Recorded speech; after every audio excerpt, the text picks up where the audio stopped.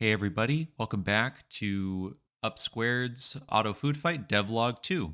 This update is from around May 1st. So there were technically a few routes to go for focusing on the main features of the game. A few notable ones: the store, the combat, the story being the main three. I figured the store would be the most logical starting point. It's so important to the game. It's where all the strategy, the theory crafting, all that comes from. When I play Super Auto Pets or Storybook Brawl, for example, I spend most of my game time in the store. In others, I I wish I had more time because the timers can be kind of too quick in the later rounds.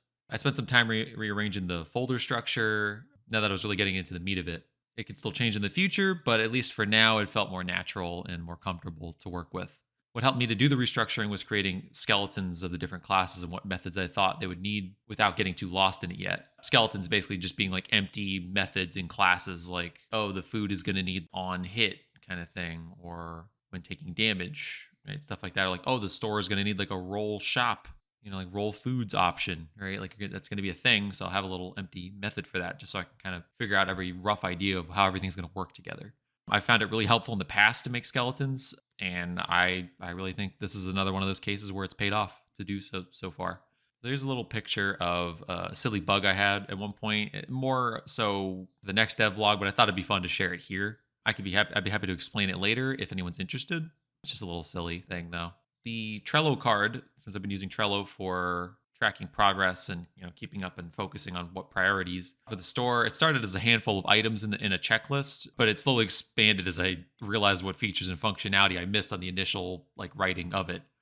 It ended up being a whopping 17 different things needed to recreate the store close enough to Super Auto Pets, at least for current needs. My first pick was to work on the simpler things like the money display, the health display, and the slots for each of the foods and condiments. Since this is more of a sort of mid update kind of thing, this is version 0.1.1.0.